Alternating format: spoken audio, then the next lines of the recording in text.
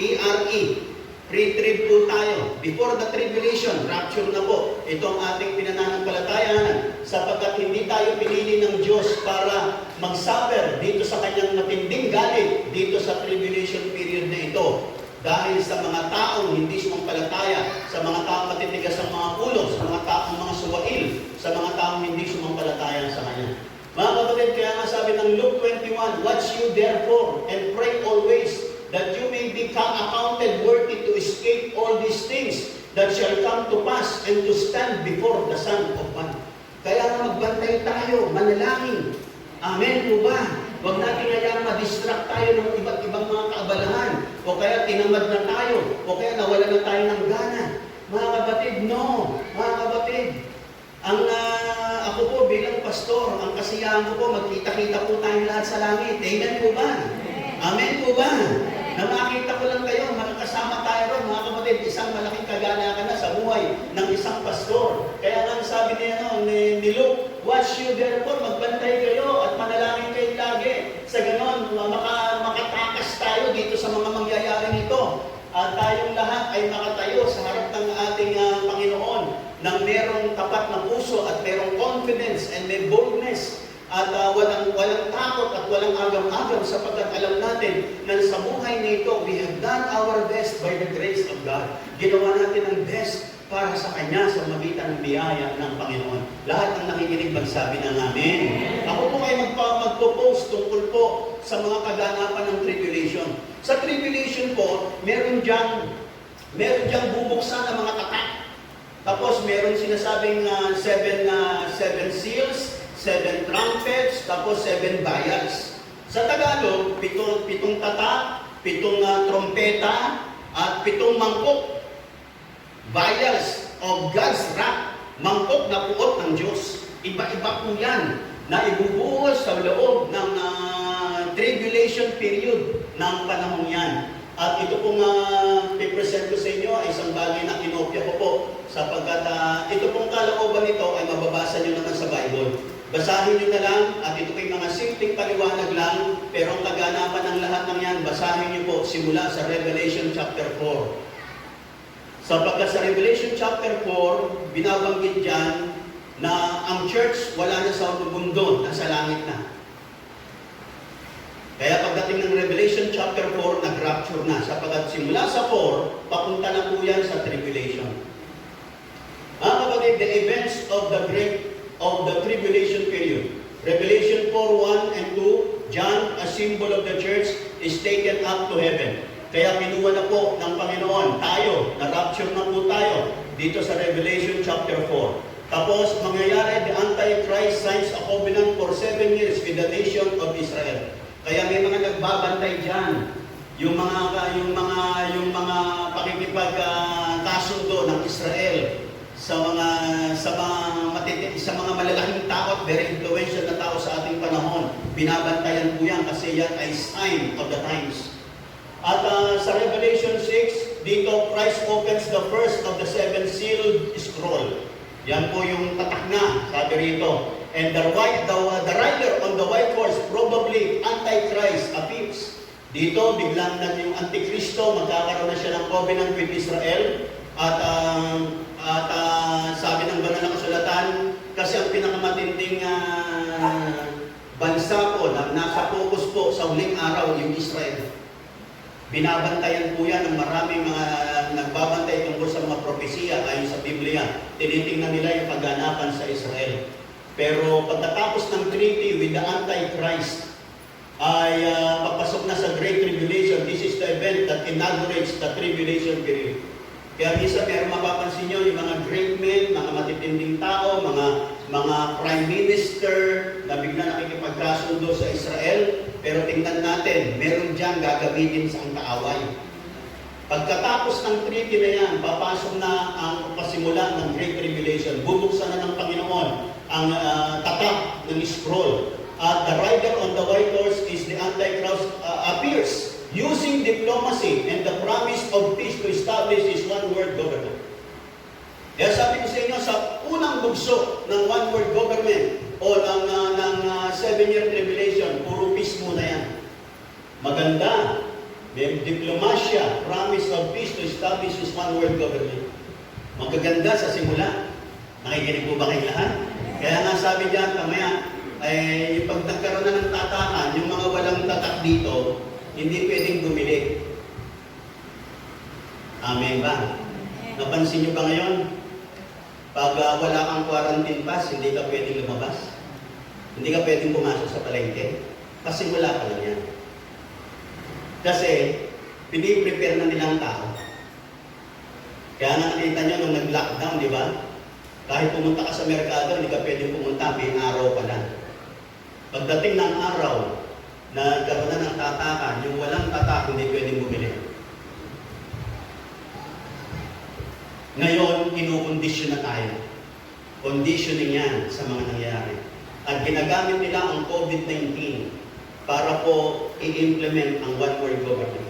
Na kinakailangan lahat ng tao magkaroon ng tatak sapagkat yan manggagaling ang kanilang kagalingan at yung mga walang tatak hindi pwedeng lumabas, hindi pwedeng bumili at hindi sila pwedeng magbenta. Yan po ay mga pasimula pa lang.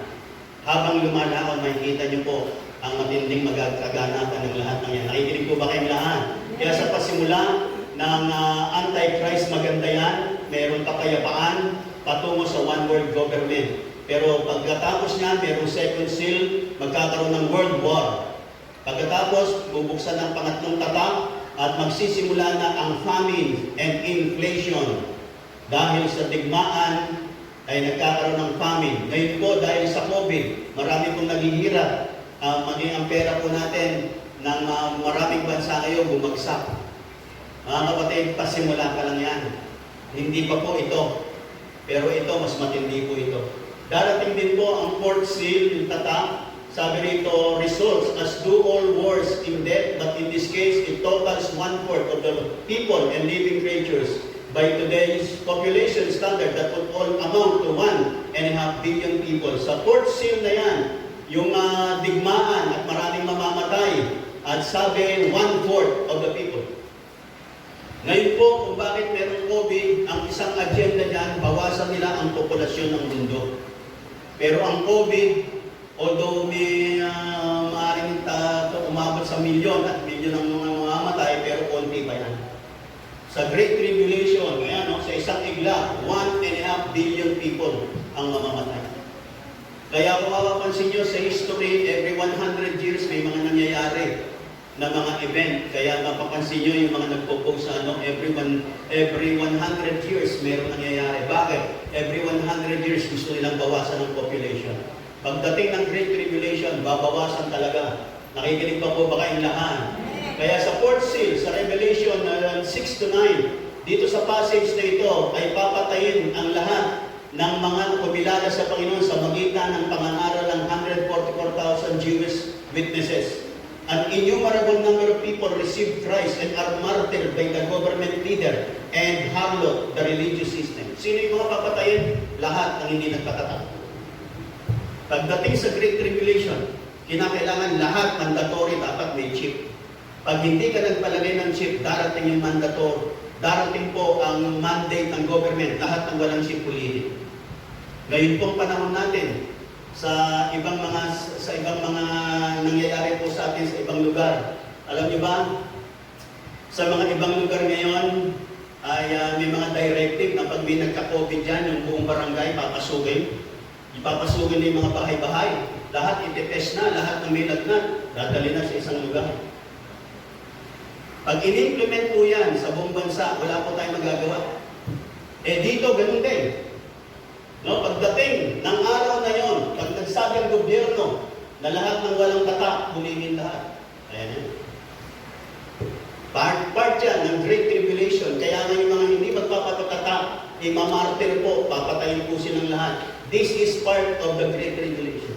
Kaya nga po tayo, pupunin na tayo ni Lord.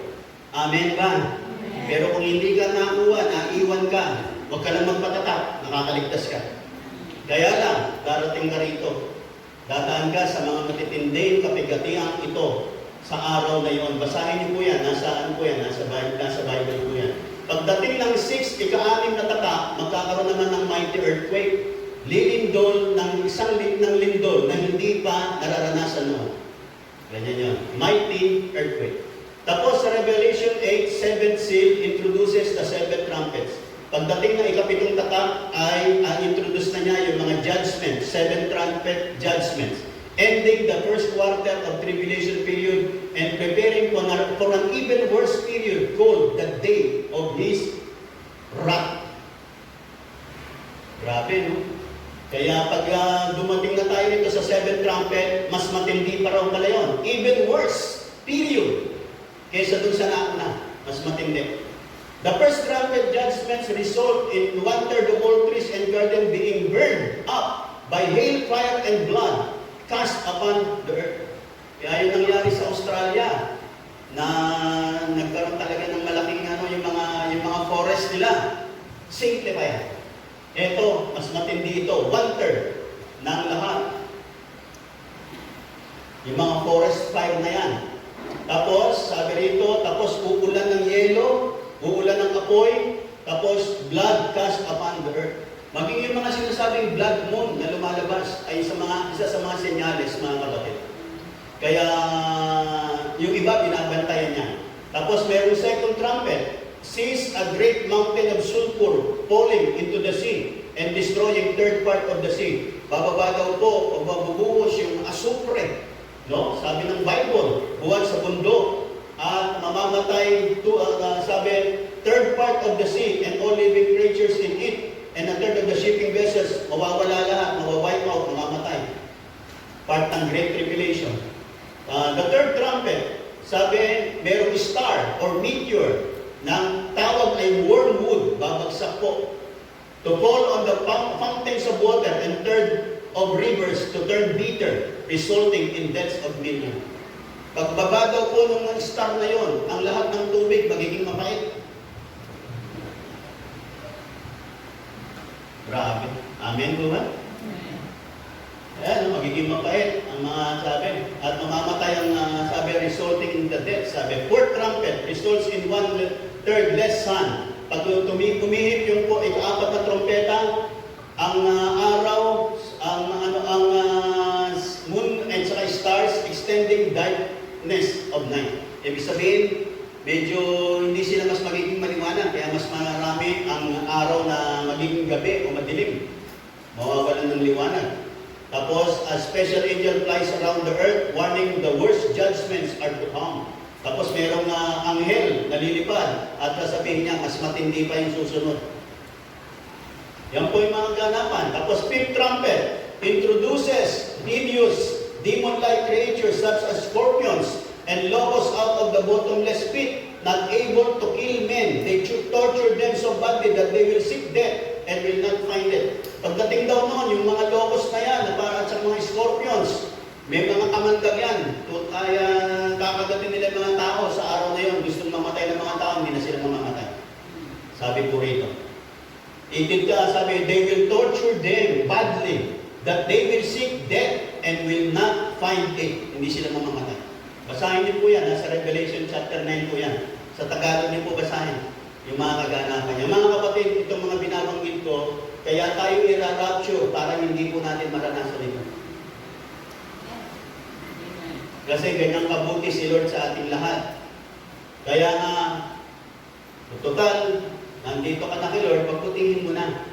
Amen ka. Revelation 9, the sixth trumpet introduces 100 million horsemen, demon, spirit-like death angels who kill 1/3 of the people. This will occur between the 40th and 42nd month of the first part of tribulation, which brings to 50% the population that is destroyed by God before the midpoint of the tribulation. Pagdating daw po ng kalagitnaan, halos kalahati na ng populasyon ng mundo mamamatay na. Kaya yung mga namamatay po ngayon sa COVID, konti pa yan.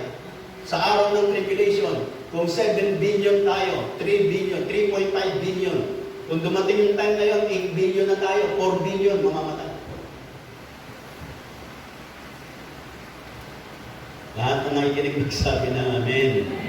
Kaya sabi, these individuals have taken the mark of the beast and are considered incorrigibles. Since estimates of upwards, ito raw po yung mga tumanggap ng mga tatak. Sila po ay mapapahamak at sila po ay mamamatay, no? Dito sa darating na ito. ng Espiritong ito ng kamatayan. Kaya nga mga kapatid, sabi dito, the saints who are martyred during the tribulation are not part of the church. Yung mga namartir na mga saints, hindi nagpatata, ay hindi po sila part ng church. Kasi yung church, inakyat na po. Na-rapture na tayo. Kaya yung mga namatay na ito, yung mga namartir po, hindi sila part ng church. Pero maaaring yung iba, ay mga mananampalataya dati na hindi nakasama. Yung iba naman ay kasi sa panahon na yan, meron pa rin mga mangangaral. No? Yung mga Jewish na sinasabi at yung mga mananampalataya na naiwan ng panahon ng rapture, siyempre alam nila, nagkulang sila, pero ganun pa nga, ipapahayag nila ang mabuting balita kasama sila sa mga mamartir. Hindi sila magpapatata, pero darating yung time, kasama sila sa 1,000-year reign ni Kristo. Makikinig pa ba kayong lahat? Kaya nga Revelation, 2 witnesses prophesy. No? Yung dalawang nakatulad ni Moses at Elijah, gagawa sila ng mga himala din sa panahon yan. It may be true witness that the 144,000 are saved and sent out preaching. Sa magitan nila, itong 144,000 na ito maliligtas at pangangaral din. At as dreadful a time of this will be, God is faithful to provide plenty of gospel preachings to the nation. Sabihin, sa panahon ng tribulation, meron pa rin diyang mga mangangaral. Meron pa rin diyang mag-evangelize. Meron pa rin diyang mga maghahayag ng salita ng Panginoon. Kaya yung mga mananampalataya, hindi magpapatata. Pero mamamartir po sila. Sabagat sa panahon ngayon, huhulihin ang lahat ng walang tatak. Nakikinig pa ba kayong lahat? Seventh trumpet, judgment, introduces the awesome events described in chapters 12 and 18 and the most severe set of judgment yet reported, the vial judgments. Ito yung mangkok ng judgment, mas matitindi. Kaya tatlong set yan. Yung tatak, yung trumpets, at saka yung vials o mangkok ng court ng Diyos. Tatlong klase po yan na mga judgments in 7-year time sa Great Tribulation. Kaya sabi diyan, lahat ng nakikinig, magsabi pa ng amin. Sabi, the destruction, Revelation 17, the destruction of Babylonish false religious system, the great harlot, which will merge all religions of the world during the first part of tribulation. Kaya minsan po, yung mga sinasabing, yung mga magsasama-sama ng Muslim, Kristiyano, mga Protestante, mga kapatid, ecumenism yan. Naka-line up po yan dito. Yung lahat ng forms of religion, magsasama-sama na po yan. At ang magiging isang pangunahin dyan ay walang iba kundi si Antikristo. Kaya yung mga pagsasama-sama nilang yan, meron pong kaganapan po yan. At merong tinutukoy yan po sa Great Tribulation. Pero, bago po mangyari yan, kukunin na po tayo. Kaya ngayon, naririnig-rinig pa lang natin na nagkakasundo na sila, nagkakaisa-isa na sila. Mga kapatid, hindi po yan coincidence. Yan ay bahagi po ng plano. Kaya tayo po ay dapat na maging mapagmatsyag. Ako po ay Kaya nga po, Antichrist, false prophet will replace the slave religious system. Ito na po, everyone will be compelled to display a 666 mark in order to hold a job and buy and sell. Kaya pagdating ng si Antikristo, kaya yung mga sinasabing magkakaroon na ng chip, yung mga pinopropose nila Bill Gates na yan, na chip na yan, yung mga pinopropose na mga 5G. Kasi lahat ng may chip, ang kinakailangan 5G para matrace po tayong lahat. Yan po ay part na po, kumikilos na po yan, gumagawa na po yan. Nagsiset up na po ng mga 5G ngayon. Nagsiset up na rin po ng mga microchip ngayon. May mga bansa na meron na. Pero hindi lang yan sa isang bansa. Yan po, yung Obamacare ay nagkaroon din dati ng ganyan. Pero hindi pa naging mandatory sa lahat-lahatan. Pero pag dumating yung time na para sa atin ng lahat, mga kapatid, malapit na pong rapture. Makikinig pa po ba kayong lahat? Kaya darating yung rapture, mga kapatid. At bago mangyari itong mga tatakan na ito, ngayon naririnig pa lang natin yan. Pero naniniwala tayo, bago i-implement yan, kukunin na tayo ni Lord. Yung gustong sumama, magsabi ng amen. Kaya nga yung first vial, giant swords, ayan o, yung unang mangkok na ibubuhos naman, giant swords on those who rejected Christ and instead accepted the mark of the beast. Yung mga tumanggap daw po ng mga tatak, magkakaroon sila ng mga bukol, tigsa, mga giant, ayan o. Yung pagbuhos ng unang mangkok na yon. Yung second vial, sabi, yung sea turning it to blood as of a dead man, and every living creature in the sea died. Third vial, yung mga rivers, lahat ng pinagagalingan ng bukal tubig, magiging dugo. Yung fourth vial, intensify the sun's heat. Grabe, dito, ang araw naman, so sobrang init. Kaya ngayon, kapapansin nyo, may init na tumataas na tumataas. Pagdating niya, mas matindi pa. Mas matindi. Kaya nga, the fifth vial will cause darkness, no? Tapos 6 vials, lying demon spirits out to the kings of the whole world to bring them down to the battle of that great day of God Almighty. Yung mga espiritu ng kasinungalingan ay dadayain ng mga hari ng mundo para sila'y kumalaban at hindi maniwala kay Jesus Christ. At pagdating ng 7th vial, result in a judgment of Almighty God that destroys the entire world system. Darating na si Kristo, sa second coming, sisirain na lahat ng gawa ng tao. Basahin niyo po sa Revelation at makikita niyo ang mga kaganapan ng lahat ng ito. Basahin niyo po ng dahan-dahan. Tingnan niyo po. Pero mga kapatid, nais kong sabihin, itong mga binabanggit natin ay kaganapan sa Great Tribulation, kaya tayo ira-rapture para hindi po natin maranasan ito. Nakikinig pa po ba kayong lahat? Mga kapatid, sabi ng iba, tapos na ang rapture, tapos na second coming.